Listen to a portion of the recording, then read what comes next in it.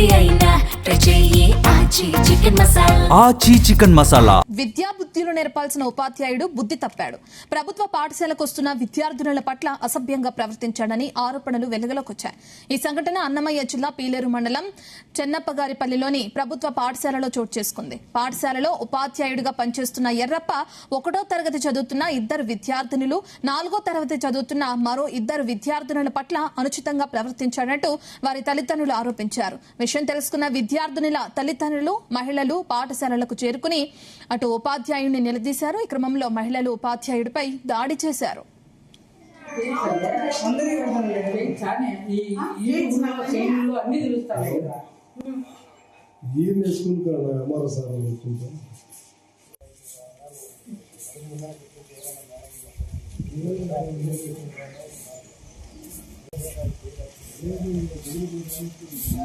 ఈ ఘటనపై మండల విద్యాశాఖ అధికారి బాబు నాయక్ పాఠశాలకు చేరుకుని విచారణ చేపట్టారు.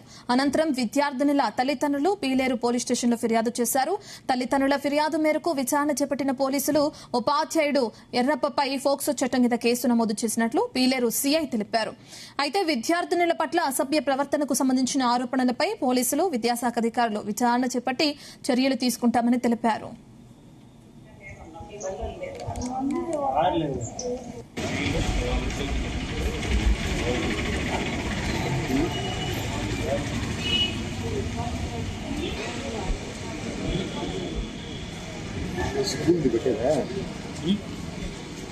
ఈ విధంగా జరుగుతుందని అసలు ఊహించలేదు.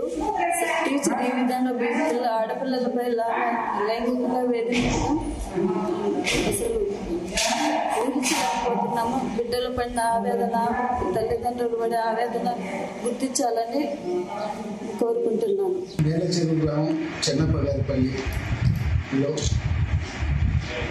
ఒక ఉపాధ్యాయుడు వాళ్ళ పిల్లల పట్ల అసభ్యంగా ప్రవర్తించాడన్న కంప్లైంట్ పైన వాళ్ళ తల్లిదండ్రుల ఫిర్యాదు మేరకు కేసు నమోదు చేసి దర్యాప్తు చేపడుతున్నాం. సంబంధిత ఉపాధ్యాయుల పైన పోక్సో చట్టం కింద కేసు నమోదు చేయాలి.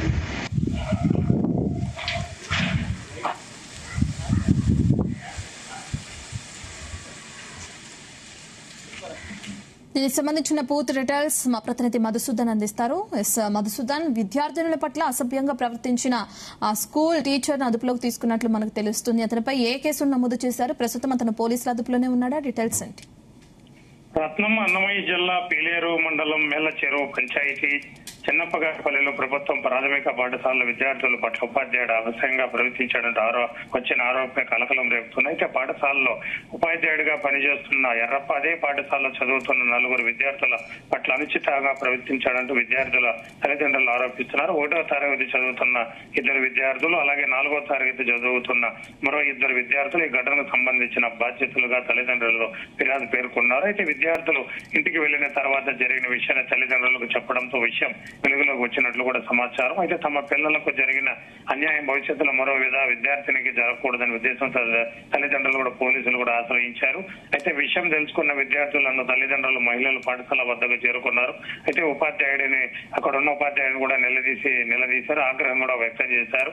ఈ క్రమంలో మహిళలు ఉపాధ్యాయుడిపై కూడా దాడికి కూడా పాల్పడ్డారు. ఈ ఘటన సమాచారం అందుకున్న మండల విద్యాశాఖ అధికారి బాబు నాయక్ పాఠశాల కూడా చేరుకున్నారు. పాఠశాల పరిస్థితిని కూడా పరిశీలించి సంబంధిత విద్యార్థులకు అలాగే తల్లిదండ్రుల ఉపాధ్యాయుల వివరాలు కూడా సేకరిస్తున్నారు. అయితే ఘటనపై సంబంధించిన వివరాలపై విద్యాశాఖ విచారణ కూడా చేపడుతున్నారు.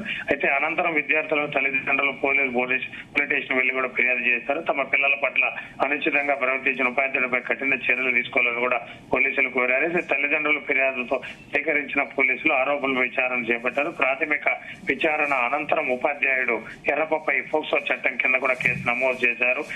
పీలేరు సిఐ వెంకటేశ్వర్లు కూడా ఈ ఫోక్సో కింద కేసు కూడా నమోదు చేసిన కూడా తెలిపారు. ఇక్కడ మరో కీలక అంశం ఏమిటంటే పాఠశాల చదువుతున్న చిన్నారులు భద్రతపై తల్లిదండ్రుల ఆందోళన వ్యక్తమవుతుంది. పాఠశాలలో విద్యార్థుల పట్ల ఉపాధ్యాయుల బాధ్యతగా వ్యవహరించాలని అవసరం ఉందని తల్లిదండ్రులు కూడా కోరుతున్నారు. ఇలాగ ఉంటే ఈ ఘటనకు సంబంధించిన పూర్తి వివరాలు పోలీసులు, విద్యాశాఖ అధికారులు సేకరిస్తున్నారు.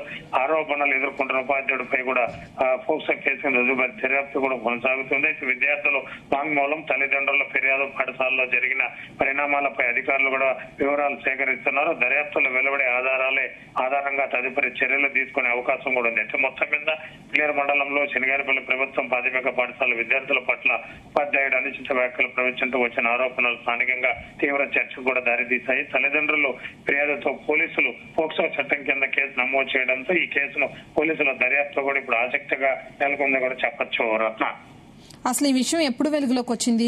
ముందు ఆ టీచర్ అంటే ఆ ఉపాధ్యాయుడు ఎవరైతే ఉన్నారో అతను ఈ విధంగా ప్రవర్తిస్తున్నాడని ఏ విద్యార్థిని గుర్తించింది? వాళ్ళ తల్లిదండ్రులకు చెప్పిందా, లేదంటే స్కూల్ ప్రిన్సిపల్ కి చెప్పిందా? ఎప్పుడు విషయం వెలుగులోకి వచ్చింది? దాని తర్వాత టీచర్స్ వెళ్లి పోలీసుల్ని కలిసారా, లేదంటే అక్కడున్న ప్రిన్సిపల్ ని కలిసారా? దానికి సంబంధించిన డీటెయిల్స్ ఒకసారి ఎక్స్ప్లెయిన్ చేయండి. అయితే విద్యార్థులు తల్లిదండ్రులు కలిసిన తర్వాత తల్లిదండ్రులు చెప్పడంతో ఈ ఫిర్యాదు కూడా వెలుగులోకి ఆలస్యంగా వచ్చింది. అయితే విద్యార్థులు స్కూల్ నుంచి ముగించుకొని ఇంటికి వెళ్లడంతో అక్కడ తల్లిదండ్రులతో చెప్పడంతో ఇలాగ చేశారని ఆ పిల్లలు కూడా తల్లిదండ్రులు అక్కడ స్థానికులతో కూడా స్కూల్ కి రావడం, ఆ స్కూల్ వెళ్ళి కూడా ఆ ఉపాధ్యాయుని కూడా అడగడం, ఉపాధ్యాయుడు మాట కొనడం, ఆ ఉపాధ్యాయుని కూడా చేంజ్ చేసుకున్నారు. దాని తర్వాత పోలీసులు కూడా ఆశ్రయించారు. అయితే విషయం తెలుసుకున్న విద్యార్థులను తల్లిదండ్రులు మహిళా పాఠశాల వద్దకు కూడా చేరుకున్నారు. అయితే ఉపాధ్యాయుడు నిలదీసి ఆగ్రహం వ్యక్తం చేస్తే ఈ క్రమంలోనే మహిళలు కూడా ఉపాధ్యాయులపై దాడి కూడా చేశారు. ఈ ఘటన సమాచారం అందుకున్న మండల విద్యాశాఖ అధికారి బాబు కూడా నాయకు కూడా పాఠశాల కూడా చేరుకున్నారు. అక్కడ మాట్లాడే తల్లిదండ్రులు కూడా మాట్లాడి మీకు తగిన నాయకు కూడా చేస్తారన్నారు. మళ్ళా విద్యార్థులు కూడా పోలీసులు కూడా ఆశ్రయించారు. అయితే పోలీసులు కూడా పోక్సో కేసు కూడా నమోదు చేసి కూడా దర్యాప్తు చేస్తున్నారు. ఒక్కొక్క విద్యాశాఖ మంత్రి కూడా దర్యాప్తులు చేస్తున్నారు. అక్కడ స్టూడెంట్స్ ని అలాగే పోలీసులు కూడా కేసు నమోదు చేసుకుని విద్యార్థుల పట్ల కూడా ఏం జరిగిందనే కోణంలో తండ్రిదండ్రుల ఫిర్యాదుతో కూడా కేసు కూడా సేకరించి పోలీస్ కేసు కూడా నమోదు చేసి కూడా దర్యాప్తు చేస్తున్నారు. Thank you Masood.